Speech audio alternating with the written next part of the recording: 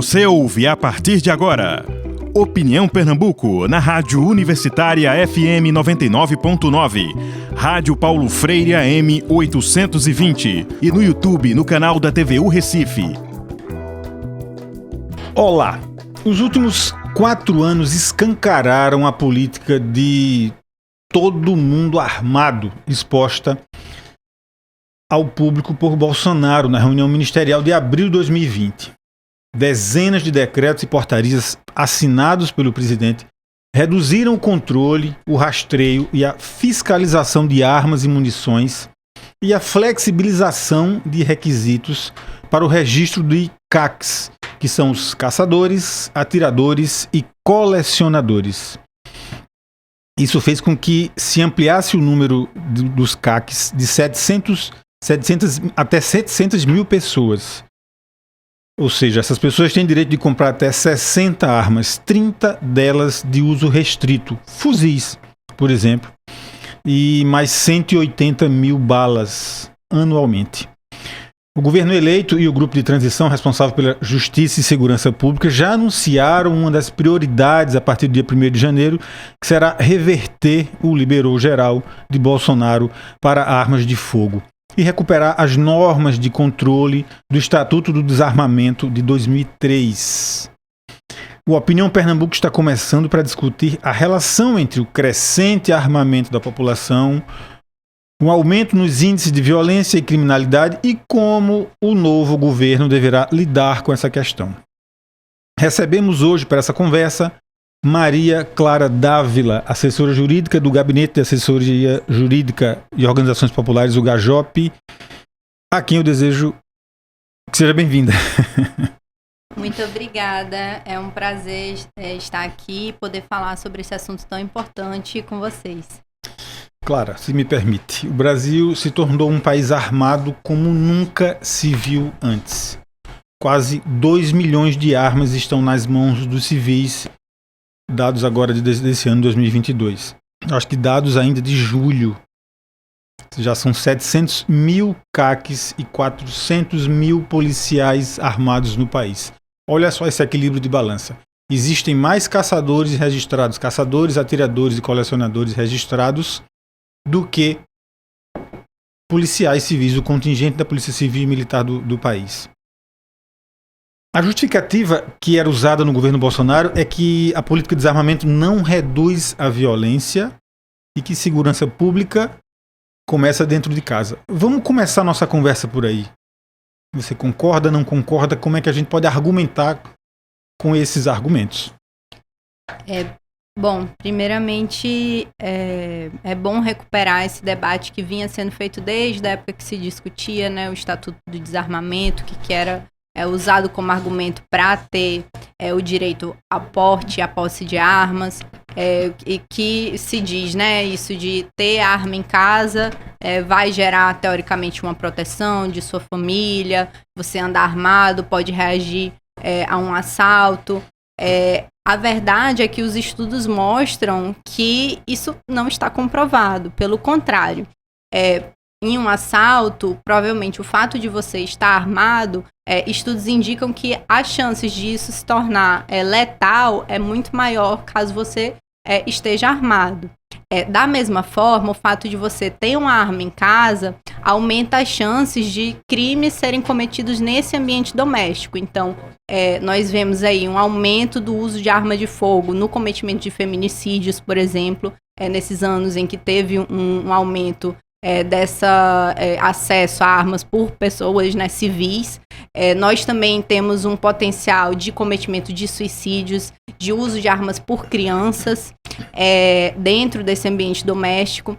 E, além disso, acessar essas armas para cometer crimes fora de casa. Isso já quebrando esse primeiro argumento, né, da falsa sensação de que isso traria uma legítima defesa. Tem um outro viés também, que é esse argumento do Bolsonaro que basicamente terceiriza a política de segurança pública, né? Na verdade, não é pública, ela se torna uma segurança privada e você simplesmente diz que faça a segurança você mesmo tome aqui uma arma. Na verdade, não é nem tome aqui uma arma, é compre aqui uma arma, né? A gente está falando, só para ajudar você, a gente está falando de um dos países que mais mata por armas de fogo no mundo. Exato. E tem aumentado esses índices, né? Nós enfrentamos índices altíssimos de violência armada, de violência letal, homicídios, e nós não estamos enfrentando esse problema da forma como deveríamos.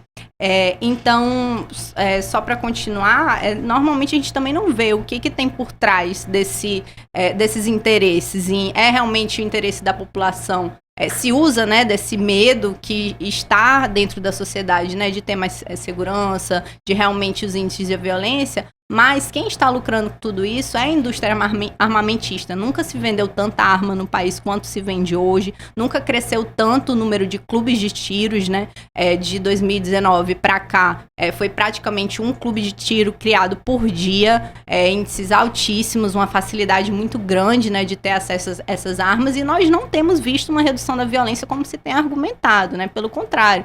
Se perguntar para você, para qualquer um dos ouvintes, se a pessoa se sente mais segura hoje, ninguém vai afirmar que está se sentindo mais seguro com grande parte da população armada, com mais caçadores, atiradores, colecionadores armados do que mesmo as polícias. Isso é um absurdo, isso é uma terceirização da obrigação que deveria ser do Estado, né, de trazer essa proteção. Então, é quebrado esse argumento de uma falsa sensação de segurança por você ter permitido esse acesso à arma, que se dá também por meio da compra, ou seja, são armas caras, só quem tem acesso através de, um grande valor econômico, né, ou sendo profissional de segurança, ou os desvios, né, e aí esse é um outro viés. O quanto também você também impacta a violência, garantindo que tenha mais desvios dessas armas para as mãos do crime organizado, por exemplo, que nós temos visto, sim, um aumento, né, de apreensão de armas que teve essa origem legal. Então, a gente vai chegar nesses pontos todos, certo, detalhando eles, mas aí vamos tentar gradativamente a gente colocar o tema para quem está nos acompanhando, para quem está nos ouvindo, para a gente entender o que é que mudou desde o Estatuto de Desarmamento até hoje. A gente sabe que alguns números já foram colocados aqui, até por mim mesmo, e você já acrescentou, e que um dos discursos que se usa, ou que se usava, discursos críticos ao Estatuto de Desarmamento, é que não se podia comprar arma, o que não era uma verdade. Já se podia. O que não podia é o que está posto hoje. Poder comprar, ter um arsenal dentro de casa, uma pessoa só com um único CPF, comprar 60 armas, sendo elas 30 fuzis e 180 mil munições por ano. Então, vamos só fazer esse retrospecto. O que é que a gente tinha no Estatuto do Armamento e o que é que a gente tem hoje e principalmente, o que pode acarretar? Qual o tamanho desse problema botando tanta arma de fogo em circulação no país? Certo. Então, o que mudou, né? Você já tinha no Estatuto a gente tinha essa possibilidade de civis terem esse acesso às armas, mas com uma regulamentação para isso, né? Você tinha que comprovar essa necessidade, você tinha que passar por uma série de requisitos para demonstrar que essa pessoa estava apta a ter arma em casa, que inclusive era comprovado pela Polícia Federal. Você tinha uma revisão desses requisitos a cada 3 anos. Então, o que a gente teve com o governo Bolsonaro foi, acho que o Instituto Sou da Paz fala isso, né? Basicamente 3 frentes, né, dessas mudanças, que é essa facilitação do acesso à compra e registro de armas. Então, você aumenta o número, a quantidade, como você mesmo comentou, né? Por exemplo, os CACs hoje, eles poderiam ter acesso ao número mais limitado de armas. Hoje em dia, eles podem ter até 60 armas, por exemplo. Aumentou também o número de munições que eles podem ter acesso. Tem também a revisão do uso de armas restritos, que antes eram só para as forças de segurança, como os fuzis que você mencionou, e agora civis podem ter acesso. Uma outra frente é a ampliação desses limites, então, para armas de munições, é uma restrição dessa fiscalização que anteriormente era feita, uma dificuldade de ter uma maior fiscalização. Então, foram mais de 40 publicações que afrouxaram todos esses controles que eram feitos para justamente garantir que essas pessoas que tinham arma estavam dentro de parâmetros legais, estavam tendo condições que poderiam não agravar essas condições de segurança pública, né? Poderiam cometer mais violência. Então, era permitido, mas com uma série de restrições que, claro, se tem que ter quando você está falando de um bem que pode ser letal, que pode causar um dano para uma coletividade. Isso não é só sobre uma liberdade individual. Isso diz respeito ao direito de uma série de pessoas, de uma coletividade, e por isso precisa ter essas restrições. Então, de lá para cá, com essa liberação geral de acesso a armas por civis, com essa dificuldade de fiscalização, a gente tem isso muito mais flexibilizado e dificilmente isso vai ser revertido tão rápido. Essas armas estão aí, vão ficar por um tempo até que se retorne ao que o Estatuto do Desarmamento já falava, né? Com essas garantias que precisavam ter para ter uma proteção efetiva da população. Eu sou Josimar Paraíba e você está acompanhando o Opinião Pernambuco pelas rádios Universitária FM e Paulo Freire AM, que hoje discute a relação entre o crescente aumento do armamento da população e o aumento dos índices de violência e criminalidade, e como o novo governo deverá lidar com essa questão. Quem está aqui comigo é Maria Clara Dávila, assessora jurídica do Gabinete de Assessoria Jurídica e Organizações Populares, o GAJOP. Clara, o crime organizado pode hoje recrutar, hipoteticamente, um laranja e adquirir 60 armas, sendo 30 fuzis e 180 mil munições. A gente, por mais que seja repetitivo, esse número é muito forte, é muito impactante, é preciso repetir. Isso tudo, essa compra toda com um único CPF. Não é óbvio que um decreto desse, que uma portaria dessa, que uma abertura dessa, seria uma porta de entrada de armas no mundo do crime? Faz algum sentido um civil ter um armamento, ser capaz de comprar um armamento que alguns, eu vou colocar assim, alguns batalhões de polícia não conseguem ter? Porque alguns batalhões de polícias do país não conseguem ter 30 fuzis e 180 mil munições prontos para uso. Faz algum sentido? Como é que a gente consegue traduzir tudo isso? É difícil a gente trabalhar no campo da racionalidade, né? Quando a gente fala do sentido. Faz sentido se a gente pensar para a indústria armamentista. Eles estão lucrando muito com isso. Faz sentido se a gente pensar para o crime organizado. Eles têm ganhado muito com isso também. Para a população e para a segurança pública, não faz o menor sentido. Você pensar, por exemplo, né, esse número que você mencionou, 60 armas para um atirador esportivo. Um atirador esportivo, ele não precisa de 60 armas, não precisa de essa quantidade de munições. O que se vai fazer com essas armas? Mas a gente tem uma indústria de lobby muito forte que tem lucrado com isso. Como eu mencionei, nós tivemos praticamente um clube de tiro sendo criado por dia nesse período. A gente não pode ser ingênuo de achar que eles só não pensaram bem na gestão da segurança pública ou que eles não são bons gestores. Eles têm interesses por trás e é preciso pensar qual que é esse projeto político de se pensar realmente a segurança e a segurança pública.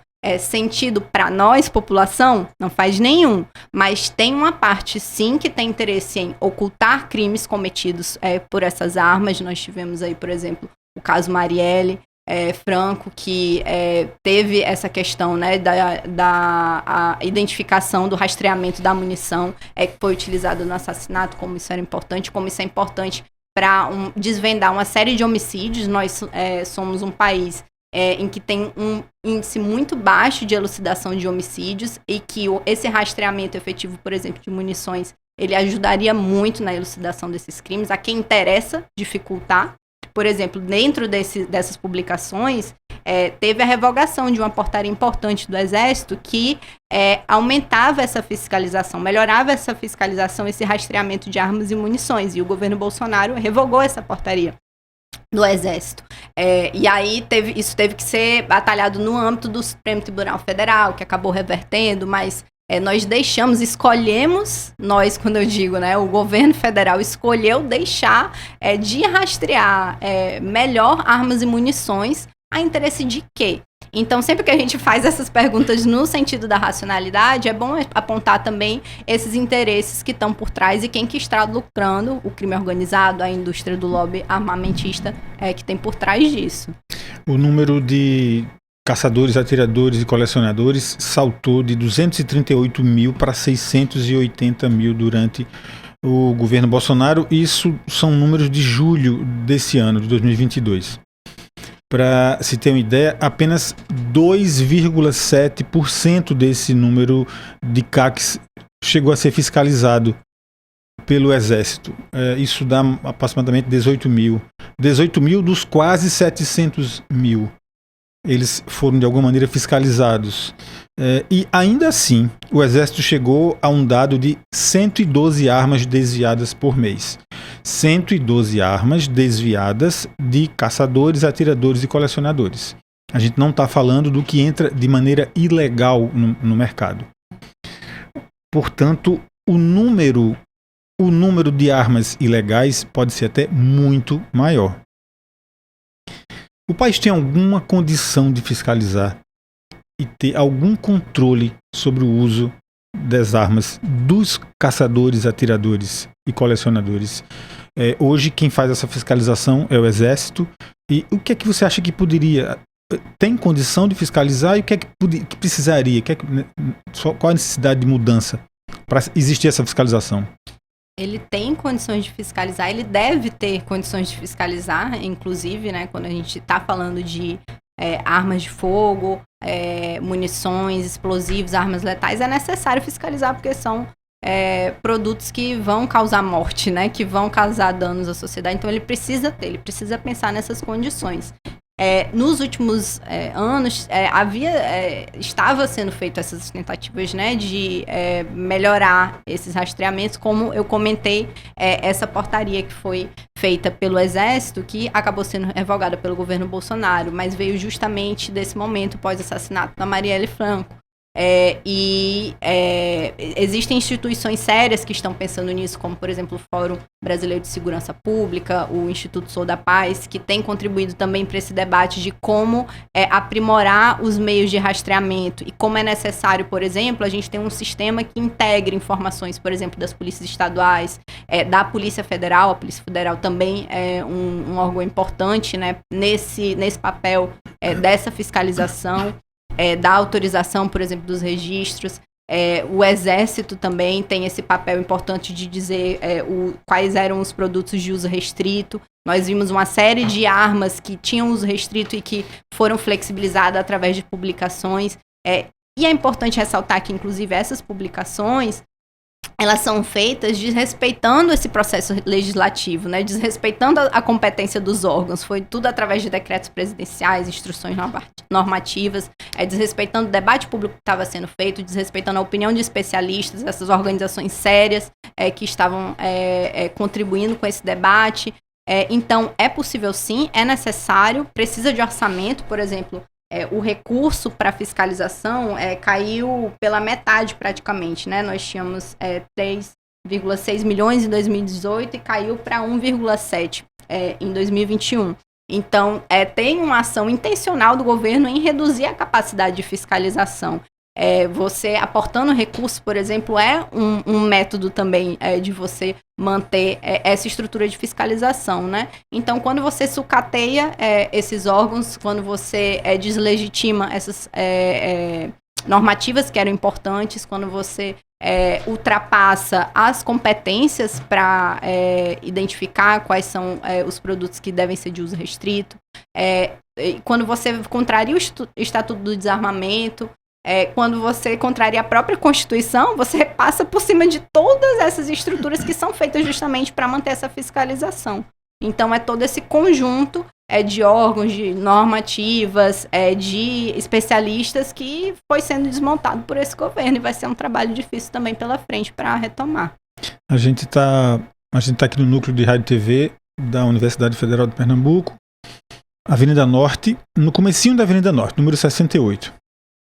Mais ou menos no meio da Avenida Norte, ali perto da encruzilhada, temos uma grande loja de tiro. E lá, no outro extremo, lá perto do terminal da Macaxeira, tem um clube de tiro também. É só para a gente ter uma referência e só para ilustrar a conversa, e que os clubes de tiros e as lojas de tiro cresceram assustadoramente nesse governo Bolsonaro. Eu tinha até os dados, os percentuais, mas alguma coisa em 70 e tantos por cento e 80 e tantos por cento os clubes, e pronto, tá aqui. 2020 para 2022, o número de clubes de tiro praticamente dobrou, 90%. Loja de armas aumentou em 72%. São quase 41 lojas abertas por mês no período. Esses são números do país inteiro.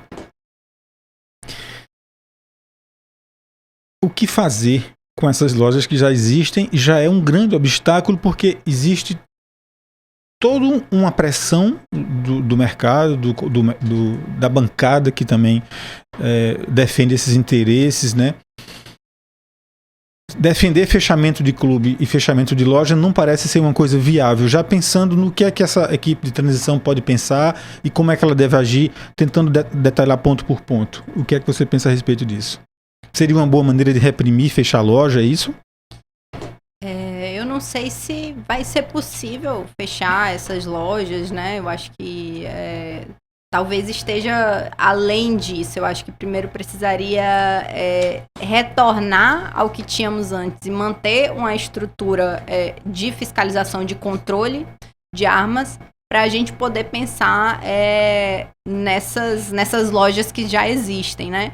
Mas na medida que a gente volta nas normativas de restrição das armas que vão poder ser compradas, na quantidade de armas que pode ser compradas por vez,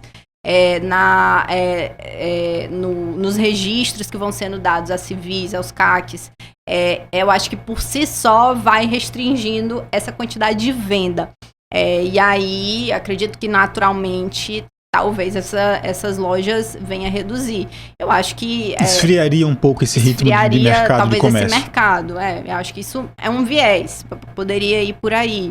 Poderia também ser mais radical, fechar, mas essas lojas já existiam, já poderia existir. Então, eu acho que é mais na questão dos produtos que estão sendo comercializados, dos requisitos para se abrir uma loja, e manter essa loja também existindo, os clubes de tiro, por exemplo, também existindo. Acho que os requisitos eles têm que ser muito rígidos, porque precisam. Então, manter essa fiscalização e essa regulamentação de forma muito restrita, porque tem que ser mesmo, né? As pessoas precisam reconhecer que é uma coisa séria, falar sobre letalidade, falar sobre produtos letais e até os menos letais também, né? Então, eu acredito que nessa via da regulamentação seja uma via que por si só já reduza esse tamanho desse problema que vamos enfrentar, mas não vai ser rápido, efetivamente vai ser um problemão, mas acho que precisa ser por todos esses meios possíveis, incluindo o registro das pessoas também que teriam essa licença para poder fazer essa compra, né? E também das que estão vendendo. E para tudo no mundo tem sempre o cliente, né? O revólver calibre 38, que era o mais popular, a arma de fogo que existia, que circulava no país. Depois dessa sequência de decretos e portarias do governo Bolsonaro, a pistola já passou a ser a mais popular. Né? Como passou a ser um calibre permitido, ela passou a ser muito mais vendida e já superou os revólveres como sendo a arma mais popular. Vamos lá, paradinha rápida para o intervalo. Você está acompanhando a Opinião Pernambuco pelas rádios Universitária FM Paulo Freire AM, que hoje discute essa relação do crescente armamento da população e o aumento de índice de violência e criminalidade, e como o novo governo deverá lidar com essa questão. A gente faz uma paradinha rápida e volta já.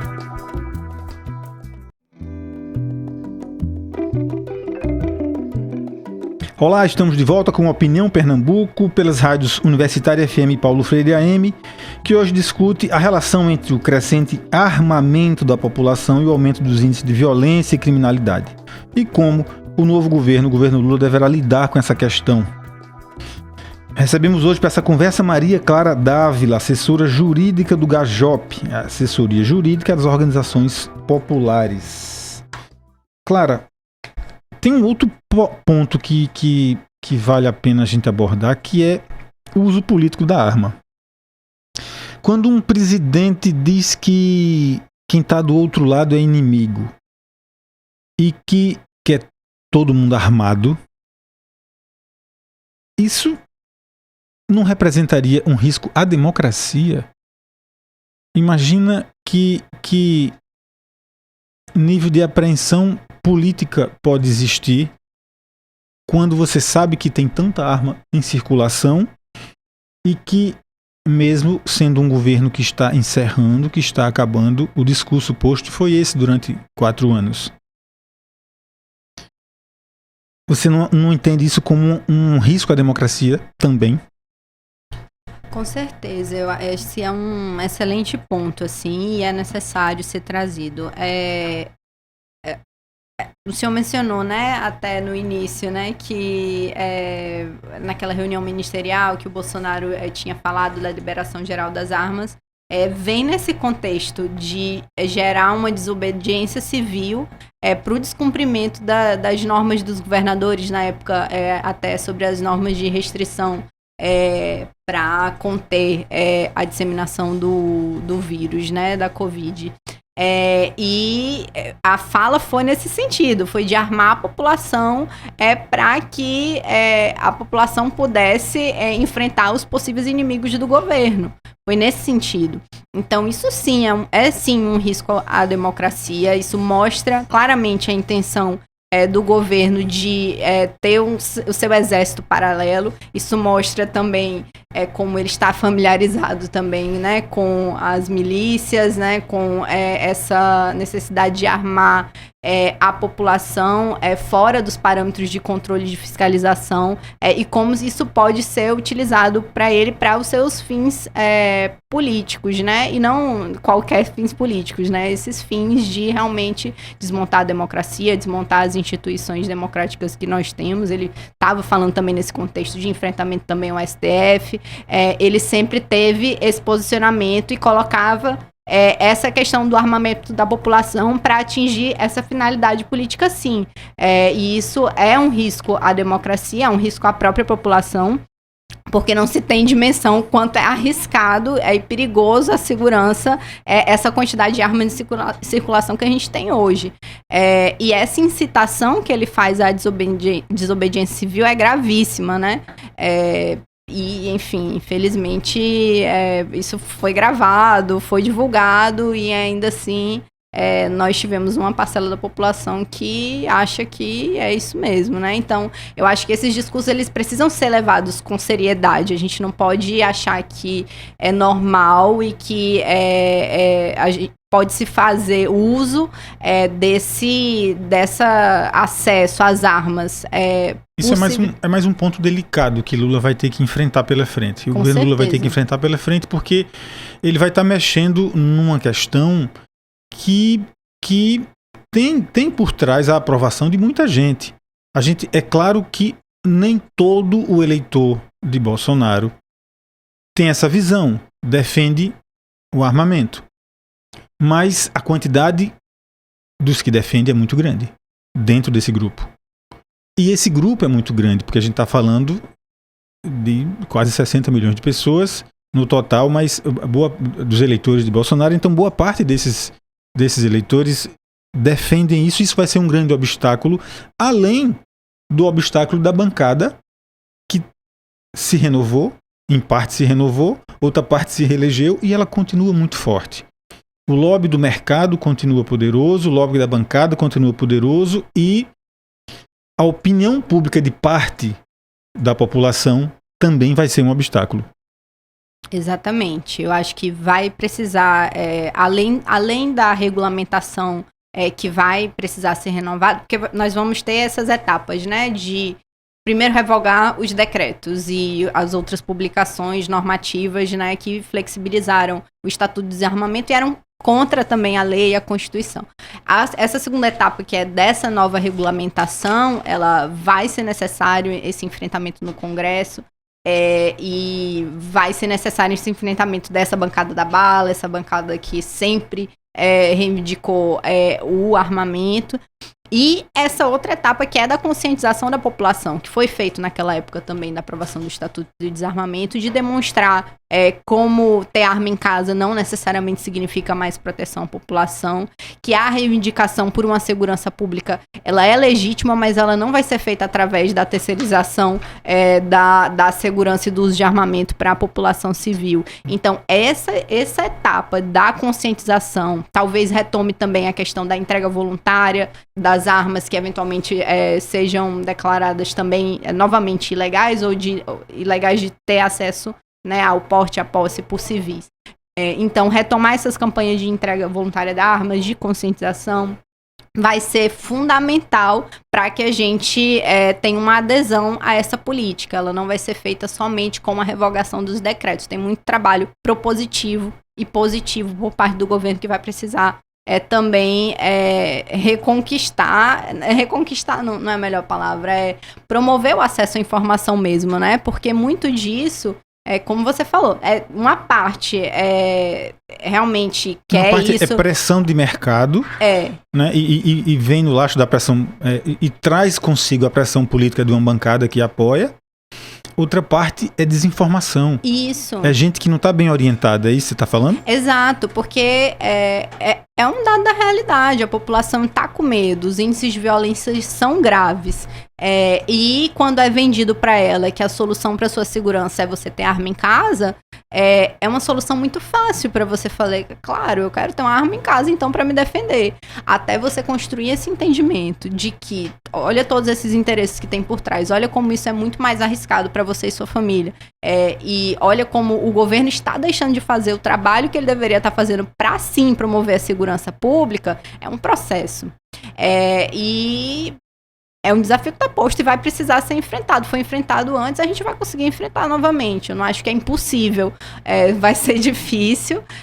A gente não pode também visualizar parte dessa população como essa que está nos atos golpistas, como essa que realmente quer promover a desobediência civil, que quer promover o golpe. Tem uma parcela da população que realmente está insatisfeita com a segurança pública. E só que a gente precisa poder ter acesso ao debate à segurança pública da forma popular. Enfim, sempre se fala, né, que a segurança pública ela é feita por gestores, por especialistas, a gente não consegue ter compreensão desses termos técnicos, a população não pode acessar o debate da segurança pública. Sim. E o que a gente fala, por exemplo, no GAJOP, a gente tem o Fórum Popular de Segurança Pública, que é uma demonstração que a população precisa, sim, acessar o debate da segurança pública. A gente tem condições de debater o que é melhor para as comunidades que estão sofrendo com índices pesadíssimos de letalidade. Nós temos, por exemplo, o Cabo de Santo Agostinho, que está sofrendo com o aumento de homicídios. O que está sendo feito se não vendida essa ideia de que armar mais vai solucionar a segurança, quando a gente só tem visto o contrário?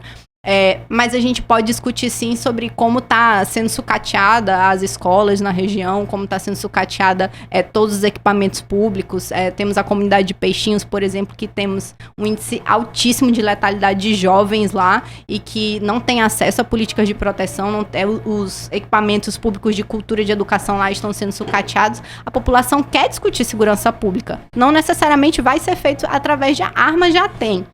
A gente vai precisar de uma outra coisa no lugar e a população precisa acessar esse debate. O caminho vai precisar ser feito por aí.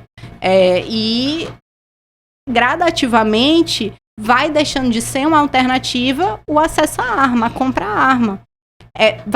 Vai acabar sendo uma escolha lógica, racional, como a gente falou no início, né? Mas até chegar lá, é esse trabalho que vai precisar sendo feito, de poder discutir realmente a segurança pública de fato, e não só ser vendida a ideia de que ter uma arma em casa é a solução. E como é perversa essa relação? Porque você, por exemplo, citou aí Peixinhos, subúrbio de Olinda, e se você parar para imaginar, porque não deve ter estatística para isso, se tem, eu desconheço, mas quantos... A gente está produzindo esses dados, em breve a gente vai conseguir, a partir da própria sociedade civil, a comunidade lá está produzindo esses dados. Pronto, mas o que é que eu ia levantar? Assim, quantos caçadores, atiradores e colecionadores estão em Peixinhos? Mas a arma está lá. E não tem muito caçador, atirador e colecionador em Peixinhos. Eu acho que isso é um número que... Não tem muito caçador e colecionador em muita parte do país. Mas as armas estão em todos os lugares. Exato. E permitir que essas pessoas, esses 700 mil pessoas, que não é pouca gente, tenham acesso a tanta arma, é muito complicado. Porque para que tanta arma, né? Na mão dessas pessoas. Por exemplo, voltando a falar dos CACs, né? Tem um ponto que tá na agulha para se pensar. O porte de trânsito. O porte de trânsito deve continuar. O porte de trânsito significa que, em trânsito para um clube de tiro, eu posso levar minha arma.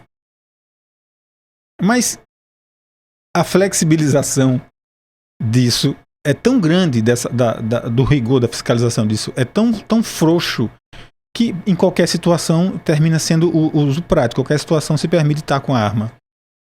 É tão óbvio. O que é que você avalia disso? Do porte de arma? Deve continuar existindo um porte de trânsito de arma? Na verdade, essa figura do porte de trânsito já foi uma forma de burlar o Estatuto do Desarmamento, né? Para os ouvintes entenderem, foi uma dessas regulamentações que surgiram durante o governo Bolsonaro para o Estatuto do Desarmamento, foi esse porte que seria permitido para esses CACs, colecionadores, atiradores, do deslocamento de sua casa até o clube de tiro, por exemplo, né? Mas isso é uma coisa que não era permitida pelo Estatuto do Desarmamento, né? Não é porque... como que vai ter esse controle, né? Isso foi uma forma da população, de civis poderem sair por aí andando armado. E o risco de você estar andando armado é muito maior, inclusive, do que você ter lá só no clube de tiro, ou até mesmo só em casa. Por exemplo, prático, imagine que alguém tem um horário reservado num clube de tiro para lá exercitar a sua prática, ou mesmo um atleta, não sei, que esse horário dele é à noite e ele sai de casa de manhã. Ele não vai voltar para casa, então ele vai passar o dia inteiro carregando munição, carregando bala, carregando arma, até chegar o horário de usar. É um risco até para ele mesmo, é um risco para a polícia, por exemplo, né? Eu acho que é uma coisa interessante, né, de se notar. É como que a própria polícia não enxerga, aliás, eles enxergam, né? Eu acho que boa parte dos profissionais de segurança pública tem essa reflexão crítica também. Mas ter essa grande quantidade, ter mais população civil armada do que a polícia e com armas, né, desse risco, é muito arriscado. E assim, se a gente parar para pensar, por exemplo, numa briga de trânsito, eu não posso ter uma arma dentro do carro, porque, enfim, às vezes a gente perde a cabeça. Você tá na rua e, enfim, tem uma pessoa que sabe que você tá armado, você aumenta os riscos de ser um alvo, né? E então é muito arriscado você ter esse acesso ao porte. Foi uma coisa claramente contrária ao Estatuto do Desarmamento. Com certeza deve sair com a nova regulamentação, porque isso só causa mais risco à população. Mas é importante ter em mente que isso é uma ilegalidade, né? Isso ainda estava, inclusive, em discussão no Supremo Tribunal Federal, nas ações que questionam essas regulamentações. Então, não é uma coisa que eu acredito que vai se manter com a nova regulamentação, porque é um risco para a pessoa que está carregando, para população, e como você falou, nós não temos essa quantidade de colecionadores, atiradores. Nós temos que ter em mente que boa parte disso são laranjas que vão sim ser usados para desviar essas armas para o crime organizado ou para outros tipos de crimes que podem acontecer no ambiente doméstico, na rua. Isso não vai trazer segurança para a população de forma absoluta. Qual que você acha que seria o melhor resultado, o resultado ideal da política de desarmamento agora, né? A retirada de armas de circulação, a melhoria da fiscalização, ou seria as duas medidas juntas? Eu acho que são as duas juntas, com certeza. Vai ter que ter essa fiscalização também desse mercado ilegal, dos desvios também que estão acontecendo. Vai ter que voltar, enfim, vamos lá, né? Vai precisar ser revogados os decretos, vai precisar de nova regulamentação, vai precisar de novas políticas de conscientização, investir em fiscalização, investir em produção de dados. essa questão da unificação dos dados das polícias, da unificação dos dados da Polícia Federal, do Exército, da política de rastreamento que a gente tem, que, enfim, sofreu retrocesso também durante esse período. A retirada de armas de circulação é uma medida, vai precisar ser avaliado como que vai ser feito, né? Se vai ser através de entrega voluntária, através da compensação financeira, como houve alguns tempos atrás, ou se vai ser simplesmente a retenção. A gente ainda vai precisar ver como que isso vai ser feito e vai ser proposto pelo governo de transição. Alguma coisa vai ser feita para tentar reduzir essa quantidade de armas que nós temos em circulação, que aumentou muito drasticamente dos 3 anos e meio para cá. Porque é uma combinação de fatores, né? Sim. Excesso de flexibilização e falta de controle do Estado. Exato. Então, não tem alternativa senão atuar nessas duas vias paralelamente, né?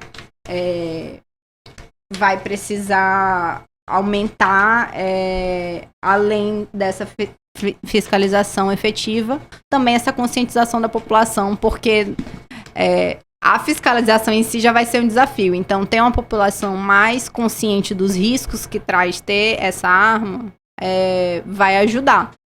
Agora, isso também não vai resolver o problema daqueles que estão desviando intencionalmente. Então, como que você vai conseguir voltar a ter acesso a essas armas? E, enfim, vai ser um desafio. Eu sou Josimar Paraíba e você está acompanhando Opinião Pernambuco. Está chegando já ao fim pelas rádios Universitária FM, Paulo Freire AM, e hoje discutindo a relação entre o crescente armamento da população, o aumento do índice de violência e criminalidade, como o novo governo, o governo Lula, deve lidar com essa questão. Quem está aqui com a gente é Maria Clara Dávila, assessora jurídica do GAJOP. Eu acho que é isso. Acho que eu poderia pedir a você talvez uma última mensagem, se você tiver vontade para isso, nesse sentido da necessidade de informação, de se educar e de se entender que não é com arma que se resolve a vida.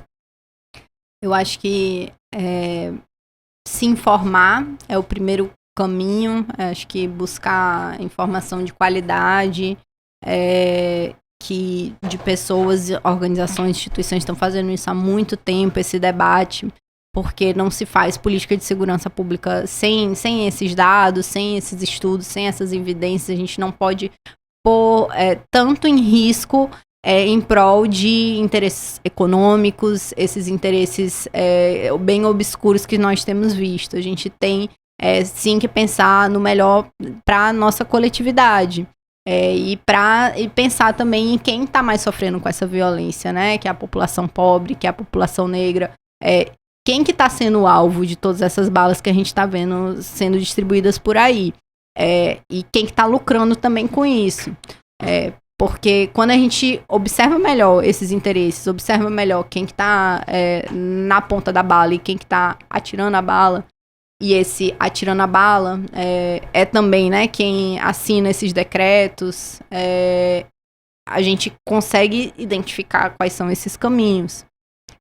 Buscar informações nessas instituições, também participar dos debates públicos sobre segurança pública. Eu acho que é fundamental a gente não ter medo de discutir segurança pública por um viés popular. A segurança é pública, ela não é privada, ela não é só feita entre 4 paredes em um prédio fechado que não tem acesso à população. Não, a gente tem direito, assim como a gente tem direito de discutir sobre educação, saúde, a gente tem direito a discutir segurança pública, arma não é a solução. A gente vai precisar traçar aí um longo caminho para regulamentar, mas o que a gente tem hoje é um cenário de violência. Se você hoje está se sentindo inseguro com essa política que nós temos hoje, é preciso pensar um novo caminho, um caminho melhor para todos, né? Então, busquem se informar. Eu acho que a gente vai fazer um trabalho legal no ano que vem também com o Fórum Popular de Segurança Pública. Tem o Fórum Popular de Segurança Pública do Nordeste também, além de Pernambuco. E essas outras instituições sérias que têm produzido os dados também sobre isso. É importante acessar. E ter fé também que novos caminhos aí vão poder ser trilhados. Eu agradeço muito a gente estar falando sobre isso aqui.